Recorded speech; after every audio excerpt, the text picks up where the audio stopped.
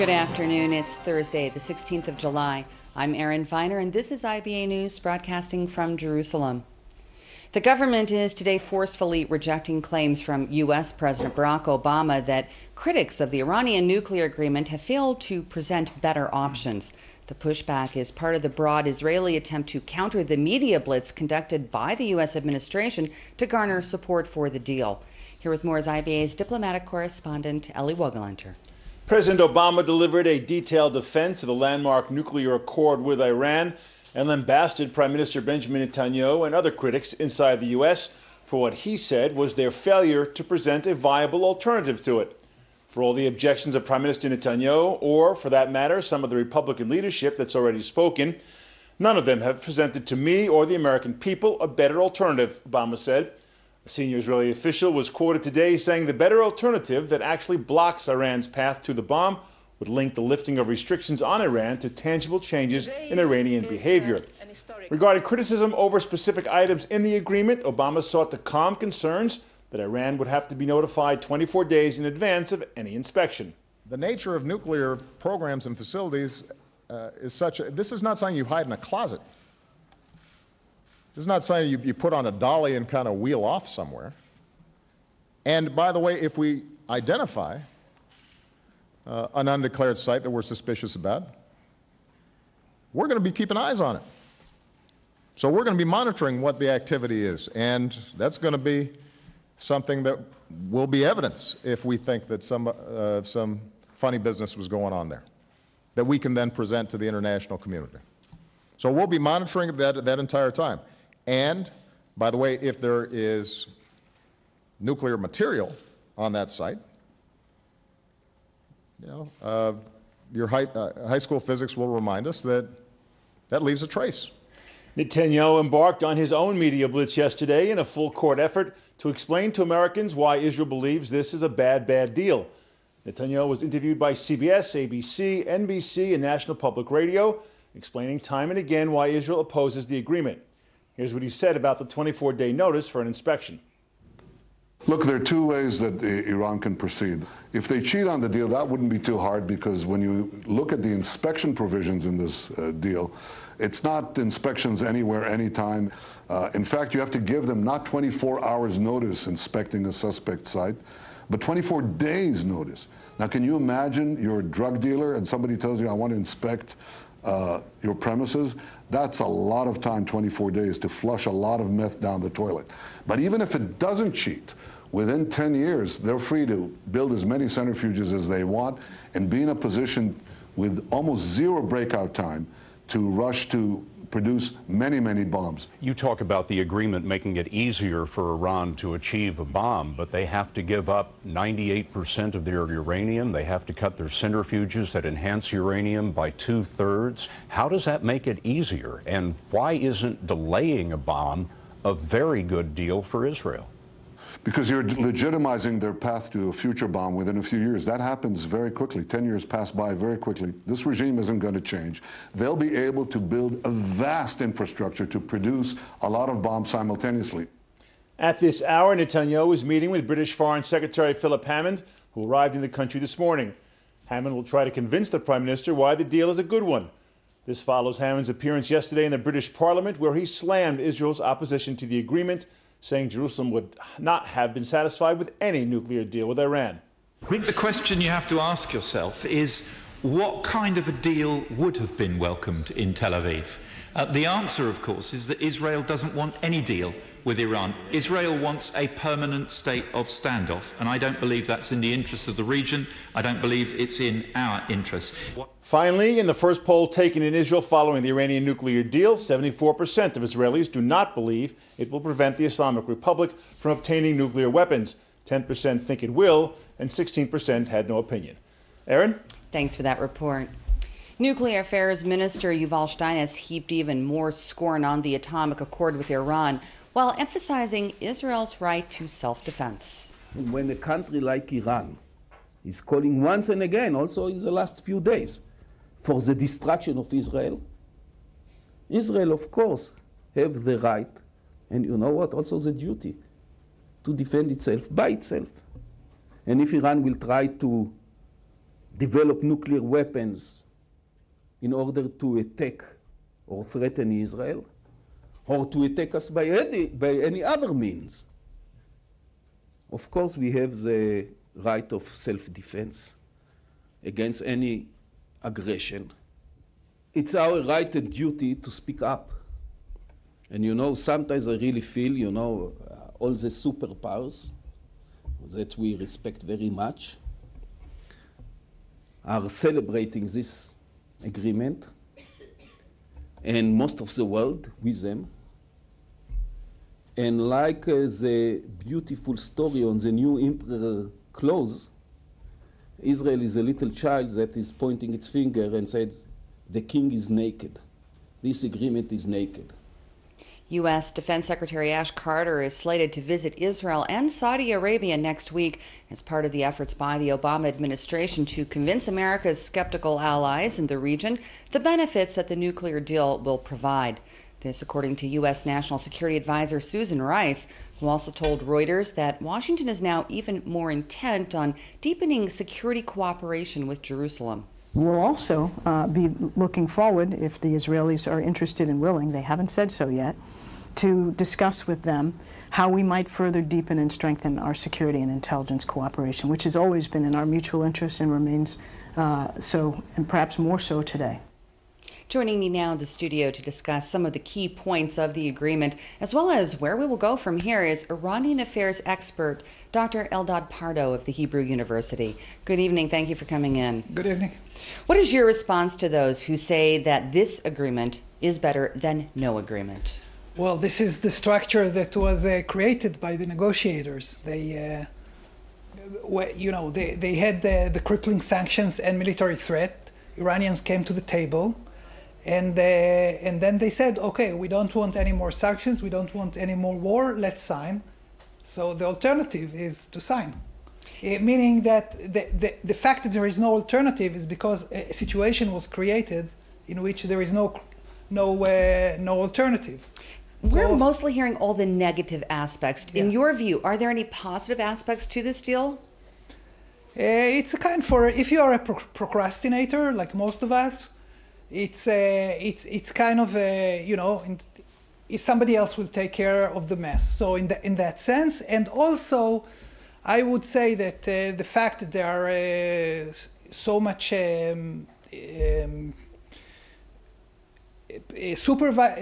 monitoring and so on, this is for the Iranian may signal that their dreams of killing all the Jews of the world and taking over the entire world, all that. That still there is some, they take some structure.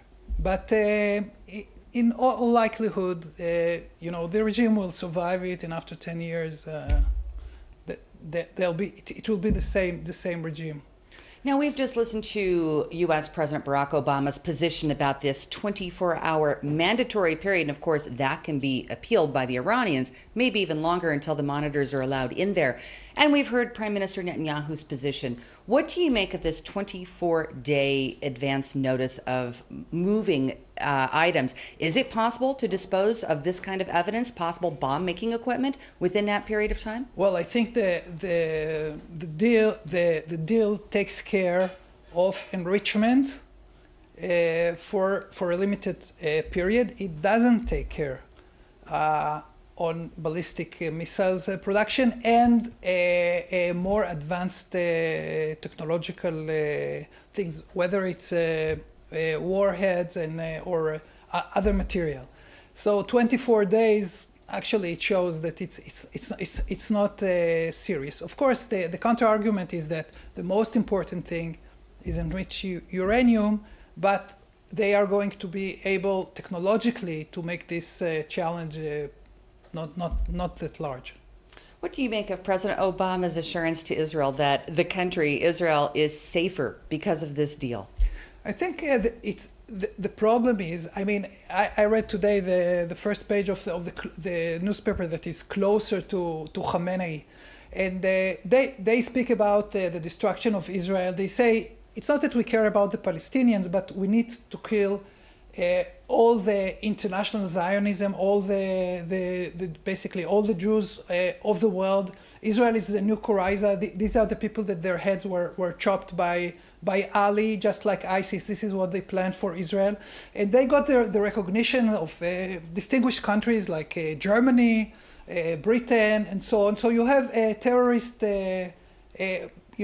like they're saying our plan is genocide to all the Jews and particularly to the Israelis. And of course, everybody is cheering. So it's not the best of moments in our history. It's a kind of unsettling. Seriously, yes. I have just one last question for you, and that is about the geopolitical aspects of suddenly a great amount of Iranian oil being dumped on the world market. Well, I think that, the idea, there is an issue here. In the last 2 years, we've seen really a hike in Iranians clamping down inside, executing many people, torturing, and really threatening many people, and terrorizing the entire region. This never happened since in the last decades. I mean, what's going on in Syria, Iraq, they destroyed 2 countries, now they are destroying the 3rd country, Yemen. They were involved in Egypt, in Libya, and all of that, and 3 wars against Hamas. All of this is made in Iran. Yes. Now it will be easier for them because of budgetary consideration and technological consideration. They are going to get much more advanced weapon from Russia and also from the West. The West is supposed to help them secure the military installation. A lot of sophisticated military equipment it will come from Germany, all the industrial dual use. So, it's good. It's a good day for Iran today. For the regime, not for the Iranian people, mind you. I agree. Dr. Eldad Pardo, thank you very much for coming in and sharing your insight with us. Thank you. In other news, Air Force jets launched strikes at terrorist targets inside of Gaza this morning in response to the Palestinian firing of a rocket into the south overnight that landed in an open field near the Hof Ashkelon Regional Council, causing no injuries or damage. The incoming missile set off sirens in Zikim and neighborhoods in the city of Ashkelon. A military spokesperson reiterated the government's position, holding the Hamas rulers of Gaza responsible for such incidents. And the Palestinian, known by security services as the father of the rockets, has been sentenced by a Beersheva court to 21 years in prison. Dirar Abu Sisi pleaded guilty to 5 counts against him, according to the terms of a plea bargain agreement that included membership in a terror organization, as well as the construction and modification of missiles for use against Israel. The one-time director of Gaza's sole power station has been held in detention since February of 2011, when he was captured by Israeli security personnel during a visit to his wife's native country, Ukraine, and secretly transferred to Israel. He was recruited to Hamas in 2002 and worked under the notorious arch-terrorist Mohammed Deif, who has been Israel's most wanted man for over 2 decades. It has been released for publication that 2 Palestinian men from Beit Lahia have been arrested on charges of murdering David Ben Kapara on June 26th. The badly beaten farmer was discovered at Moshav Pedaya, where he was working, and later succumbed to his massive injuries. The 2 suspects have been identified as Mujad and Allah Asi, who are both 21 and reportedly working in Bar Kapara's fields illegally. Investigators say that the 2 suspects have admitted to beating the 70-year-old to death with a blunt object in a robbery gone wrong, although both were known to authorities for previous terrorist activity. Security forces are today investigating how the Palestinian woman who carried out yesterday's stabbing of an IDF soldier near the West Bank settlement of Nachliel managed to pass the nearby checkpoint with her knife. The 20-year-old soldier sustained moderate injuries after she stabbed him in the back. The terrorist was immediately arrested by other troops stationed in the area and has been identified as 22-year-old Rawan Abu Matar of the Bitilu village northwest of Ramallah. During interrogation, she confessed to wanting to kill an Israeli soldier. Security officials say that Abu Matar is not affiliated with any specific terror group and that they believe she acted on her own. Video has been released of the Shin Bet security forces' arrest of the terror cell responsible for the murder of 25-year-old Danny Gonen outside the West Bank settlement of Dolev in June. IBA's Dennis Zinn has the latest. Spot-on intelligence led the security forces to this vehicle near the Kalandia refugee camp on the outskirts of Jerusalem. The black dots moving towards the van are members of the police elite anti-terror squad, the Yamam. And this is the moment of capture of some of the terrorists who were involved in the murder of Dani Gonen last month, near a spring at the West Bank settlement Dolev. They surrendered without opposition. Amongst the detainees was Mohammed Shaheen, a 30-year-old senior Fatah Tanzim activist who admitted to having carried out the terror attack. He said that he monitored the traffic of Israelis visiting the spring for several days before the murder. He also owned up to some 6 other shooting incidents. Dani Gonen, a student from Lod, and a friend were on a leisure trip in the West Bank when Shaheen flagged them down. He asked them a few questions, apparently to ascertain that they were Israeli Jews. He then produced a gun, opened fire, and ran off. Gonen was mortally wounded. The friend suffered light injuries and summoned the security forces. 5 members of the terror cell commanded by Shaheen were also apprehended, some in their homes. The security force operation followed an intense intelligence probe, which gathered steam after a curious telephone call to the police from a member of the terror cell, who said, "Hello, I carried out the attack," before hanging up. It's still not clear what prompted that call. Dennis Zinn, IBA News. As Israel marks the first anniversary of last summer's conflict with Gaza, slain IDF Lieutenant Hadar Golden's twin, Tzur, made an emotional appeal for international help to help bring his brother's remains home while addressing the recent Christians United for Israel conference in Washington, D.C. After Golden was killed in northern Gaza near the end of the 50-day conflict, his body was seized by Hamas. Like me, Hadar Golden was a commander of Israel's sons. Like me, Hadar knew combat from a very young age.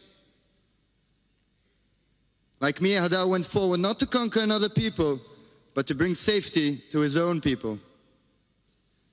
But unlike me, Hadar Golden never returned from his last battle. I am Tzur Golden, twin brother to First Lieutenant Hadar Golden, and I am here today to bring my brother home. Now, Hamas terrorists had made their cynical demands before they released my brother's body.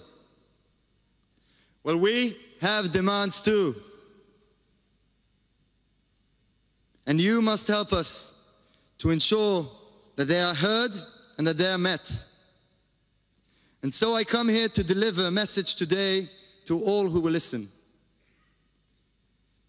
It is a message directly from the parents of Hadar to every parent in this room and beyond, to every person of compassion and decency the world over.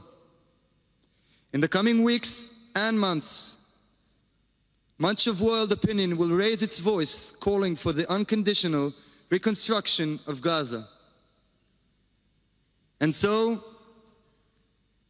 in advance of that time, beginning today, I call on you, every one of you, to raise your voices immediately and to declare in the name of my family, beyond medical and humanitarian assistance to the people of Gaza, in order for Gaza to be rebuilt, the body of Hadar Golden must be returned to his family. Now taking a happy turn abroad, that's way, way abroad, and the trickle of images and measurements of Pluto relayed from NASA's New Horizons science team are already changing astronomers' understanding of its tiny world, which is smaller than the Earth's moon. A U.S. spacecraft sailed 4.88 billion kilometers into space to capture the flyby shots that reveal a surprisingly young, crater-free surface with a great abundance of mountains, water, and methane gas. Pluto was initially considered to be the 9th planet after its discovery in 1930, although it was officially reclassified as a Plutoid in 2005 because of its diminutive size. Pluto is the last major unexplored body in the solar system, and the spacecraft's voyage culminates a NASA initiative to survey the planetary constellations it embarked on more than 50 years ago. America's space program took another historic leap for humankind. Today, the New Horizons team is bringing what was previously a blurred point of light into focus. As John said, the steep topography means that the bedrock that makes those mountains must be made of H2O, of water ice. So even before the composition team tells us that they found places where the nitrogen veneer has been eroded or scraped off, and we see water ice on Pluto for the first time, we can be very sure that the water is there in great abundance. And actually models predicted that, but it's nice to see it driven home. Back here on Earth and taking a look at local finance, where the shekel today put in a mixed performance in foreign currency trading, while share prices on the Tel Aviv Stock Exchange were up across the board. Here's a look at the afternoon numbers.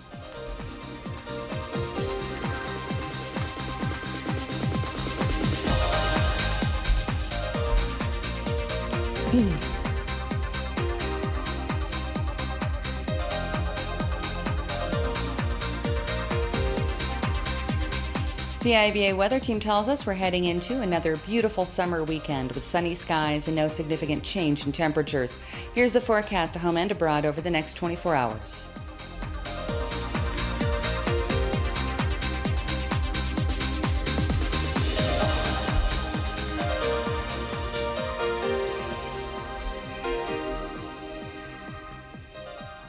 Thank you for being with us this afternoon. We hope you'll join us again tomorrow, and I'll be back to bring you the latest breaking news from Israel.